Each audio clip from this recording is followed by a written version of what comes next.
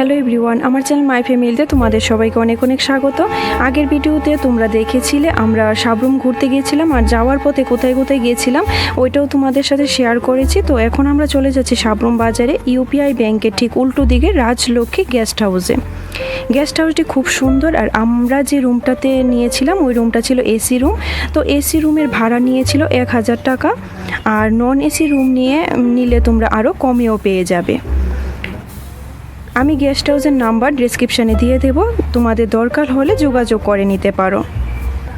আর আমরা যে রুমটা নিয়েছিলাম ওই রুমটার মধ্যে 3টা বেড ছিল, আর রুমটা অনেক বড় ছিল। সাইডে একটা সোফা ছিল, ফ্যান, এসি তো ছিলই, 2টো ডাইনিং টেবিল ছিল, রুমের মধ্যে একটা বেসিনও ছিল, টিভি ছিল, আর ইলেকট্রিক কেটেলও দিয়েছিল, সাথে চা খাওয়া সব কিছুই ছিল। আর বাথরুমও ছিল একদমই ক্লিন, আর বাথরুমে গিজারও ছিল। আর রিসেপশনটা হয়েছে 3rd ফ্লোরে, আর আমরাও 3rd ফ্লোরেই ছিলাম।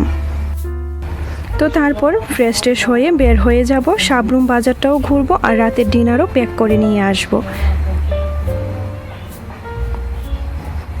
সারদা হোটেল থেকে আমরা রাতের খাবারটা এনেছিলাম, খুব সুন্দর করে প্যাকিং করে দিয়েছিল, আর খাবারটাও ছিল একদম ফ্রেশ, প্রাইসও ছিল খুবই কম।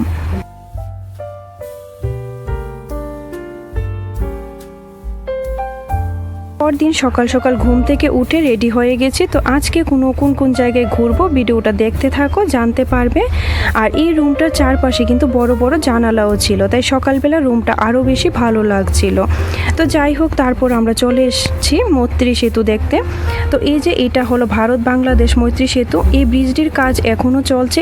এই ব্রিজটি তৈরি হয়েছে ফেনী নদীর উপর, আর এই যে ব্রিজের নিচে বয়ে রয়ে যাচ্ছে ফেনী নদী। নদীর চারপাশটা খুবই সুন্দর ছিল।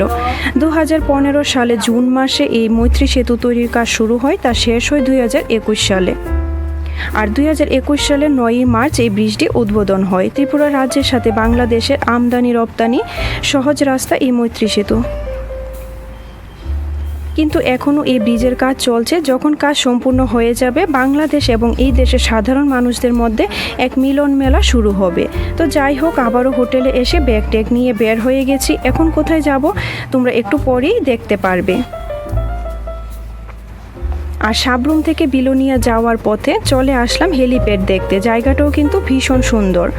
তো এখন আমরা যাচ্ছি তৃষ্ণা অভয়ারণ্য দেখতে। আর যাওয়ার পথে এই যে রাস্তাটি নতুন হচ্ছে, রাস্তার চারপাশে খুবই সুন্দর প্রাকৃতিক সৌন্দর্য দেখতে পেলাম।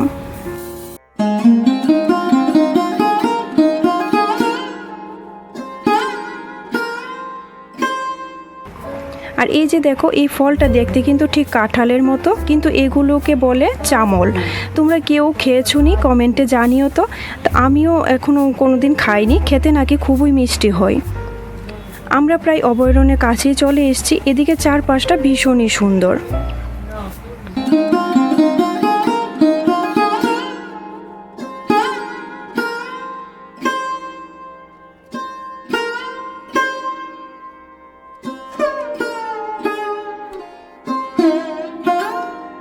তো এই যে চলে আসলাম তৃষ্ণা অভয়ারণ্যে।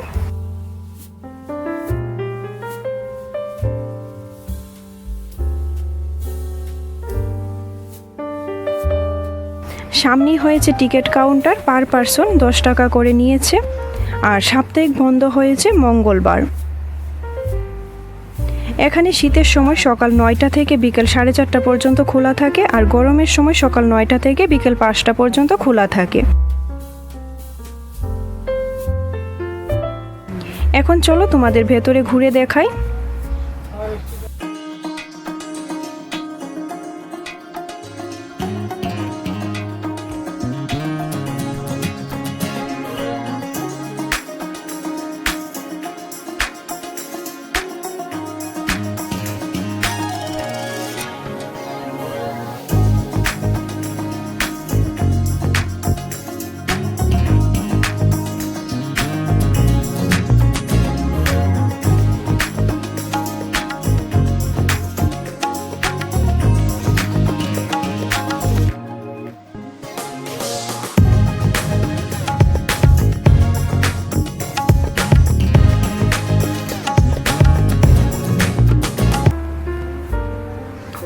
'88 সালে তৈরি করা হয় এই ওয়াইল্ড লাইফ সেঞ্চুরি, আর এখানে বাচ্চাদের খেলাধুলারও জায়গা রয়েছে। আর এটা হলো নৌকাঘাট, নৌকাঘাটের পাশেই রয়েছে এই সুন্দর ব্রিজটি।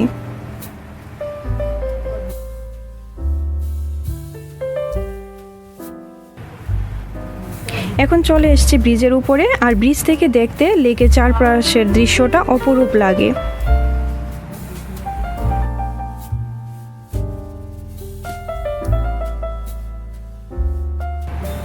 আর এই ব্রিজটি পার করে এসে সামনে সুন্দর বসার জায়গাও ছিল। তো এখন পুরোটা অভয়ারণ্য ঘুরে দেখে আমরা বের হয়ে যাব। আর সাথেই কিন্তু আছে বাটারফ্লাই পার্ক। সময়ের অভাবে আমরা যেতে পারিনি, তোমরা আসলে কিন্তু অবশ্যই যাবে। কেমন লেগেছে ভিডিওটি কমেন্টে অবশ্যই জানিও। ভালো লাগলে লাইক শেয়ার করে চ্যানেলটাকে সাবস্ক্রাইব করার অনুরোধ রইল। দেখা হচ্ছে আবারও নতুন কোনো ভিডিওতে। সবাই ভালো থাকবে, সুস্থ থাকবে। Thank you.